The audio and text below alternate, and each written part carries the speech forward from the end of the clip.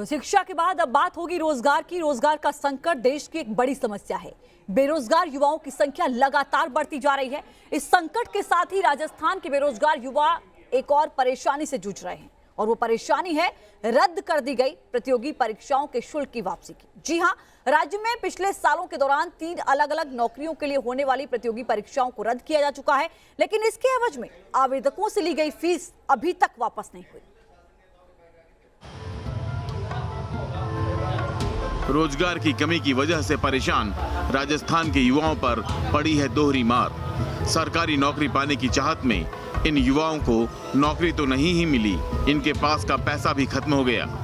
ये युवा किसी ठगी के शिकार नहीं हुए हैं, बल्कि राज्य सरकार की लाल फीताशाही के कारण परेशान हो रहे हैं।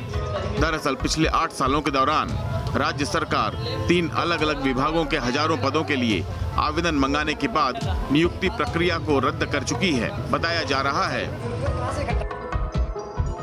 कि 2013 में तकनीकी कर्मचारियों की नियुक्ति के लिए आवेदन मंगाए गए थे। इसके तहत 1294 पदों पर नियुक्ति की जानी थी। राज्य के करीब 7 लाख युवाओं ने इसके लिए आवेदन किया। इसी तरह 2013 में ही शिक्षा सहायकों की नियुक्ति के लिए आवेदन मंगाए गए। इसके तहत 33,689 पदों पर नियुक्ति की जानी थी। बाद में राज्य सरकार ने इसे रद्द कर दिया। 2014 में विद्यालय सहायक पद के लिए आवेदन मंगाए गए।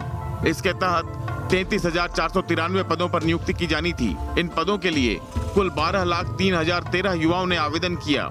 इन सभी नियुक्तियों के लिए करीब 19 लाख युवक आवेदन कर चुके हैं और आवेदन या परीक्षा शुल्क के रूप में करीब 46 करोड़ रुपए जमा करा चुके हैं। लेकिन परीक्षा रद्द होने के बावजूद अभी तक आवेदन शुल्क की वापसी नहीं की गई है। हमारे से शिक्षा सहायक में भर्ती में फॉर्म भरवाया गया और उस भर्ती में आज तक वो पूरी नहीं हुई। उस भर्ती को रद्द कर दिया गया। उसमें हमारे फॉर्म फीस दे दिए, फॉर्म के फीस ले लिए और उसके बाद में पैसे हम ना तो हमारे पास रोजगार मिला और ना ही हमारे को पैसे वापस हुए सरकार की तरफ से।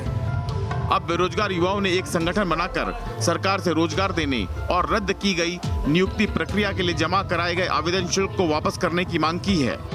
बेरोजगार कैसे पाई इकट्ठा करके वो आवेदन शुल्क भरते हैं, भर्तियों की बड़ी आस करते हैं, तो यदि भर्तियां नहीं हो पाती हैं, रद्द किसी कारण चलते रद्द की जाती है, तो कम से कम उनको शुल्क वापस देना चाहिए। जिन भर्तियों को रद्द किया गया है उनके आवेदन शुल्क वापस लौटाए जाए और जो भर्तियां होने लायक है उनमें कोई रुकावट नहीं है, उनको जल्द से जल्द पूरा करके प्रदेश के बेरोजगार को राहत प्रदान करें। जाहिर है कि राजस्थान के लाखों युवाओं को न तो नौकरी मिली और न ही नौकरी के लिए जमा कराए गए एप्लीकेशन फीस की वापसी हुई। ऐसे में अब ये बेरोजगार युवा आंदोलन करने के मूड में हैं। इसीलिए इन लोगों ने 10 सितंबर को बेरोजगारों का महापड़ाव डालकर सरकार पर दबाव बनाने का ऐलान किया है।